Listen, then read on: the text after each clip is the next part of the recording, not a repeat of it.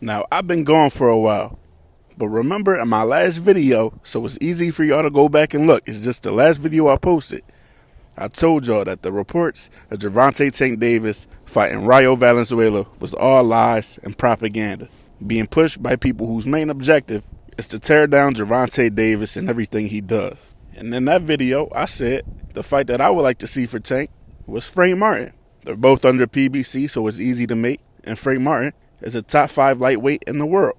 Well, last night, it was reported that Gervonta Davis and Frank Martin had agreed to a fight for Tank's WBA lightweight title sometime in the spring or summer. And just like that, Frank Martin, who was considered the dark horse of the division, who was considered dangerous for those 3 elite guys in the division, Devin, Shakur, and Tank, just like that, just overnight like that, now Frank Martin is a bum. All you're seeing is people online saying that Frank Martin's not that good, complaining about this fight, calling Frank Martin a tune-up, and that since Tank is fighting Frank Martin, he is now ducking Shakur Stevenson. Don't ask me how they got to that outcome.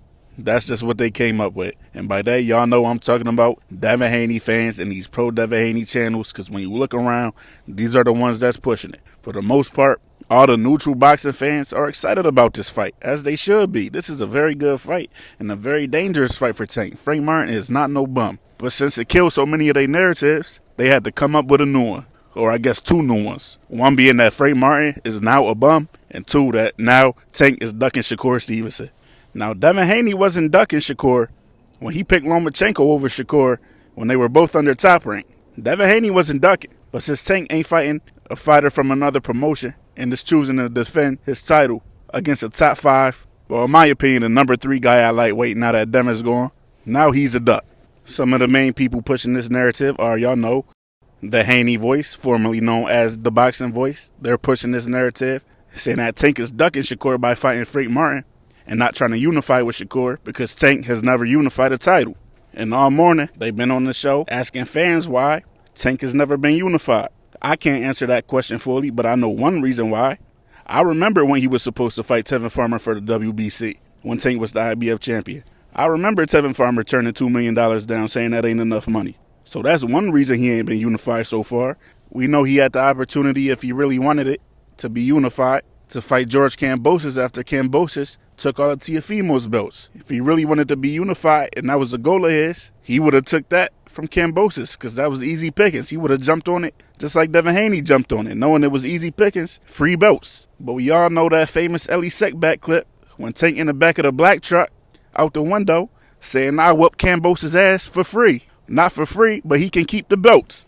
So obviously being unified isn't that much of a priority to Gervonta Tank Davis. And you can't say it's because of who has the other belt, being Shakur, because Kambosos had all the belts. And he ain't won it from bum-ass Kambosos, which was another weak-ass narrative they had, that Tank didn't want to fight Devin Haney and was ducking Devin Haney because he had the WBA regular and never activated his mandatory to fight Devin Haney for the Super WBA, that he was ducking Devin Haney. But they'll leave out the fact bum-ass Kambosos had that same Super WBA and he didn't activate it. So did Teofimo and he didn't activate it. You know, Tank for a while has been saying he doesn't want to pay sanctioning fees and belts ain't that important to him. And then his detractors will say, well, why he got a strap season tattoo? I don't know. Maybe that's how he felt at one point in his life. That's what was important to him at one point in his life. And he already accomplished that. So it's not like he got a strap season tattoo and never been a champion and then stopped chasing titles after Devin Haney got the belts. No, he's a 4-time champion now. IBF and WBA twice at 130 and now the WBA at 135. Now as far as this fight goes between Tank and Frank Martin, of course I got Tank winning, but a lot of people are picking Frank Martin to win. Like I said, Frank Martin has been the dark horse of the division and a lot of people have picked him to beat Tank, Devin, and Shakur. But that was before. Now if you look online, now that the fight is actually made with Tank and they trying to downplay Frank, you see a lot of people picking Tank to knock Frank Martin out in 6 or 8 rounds and talking about him like he just a bum. Like I said, I got Tank winning, but I'm not sure if Tank gets the knockout. And it's not that I think that Tank can knock him out. Frank Martin just got one of those faces, and he one of those dudes that you just can't see being knocked out or stopped. At least for me, I can't see it. So I got Tank by decision over Frank Martin in a very exciting fight. This is going to be a hell of a fight. I'm telling y'all that now, because Frank Martin ain't no chump, and he going to come to fight for real. And we already know what Tank coming with, so it should be a great fight. But that's what I got for y'all. I'm out.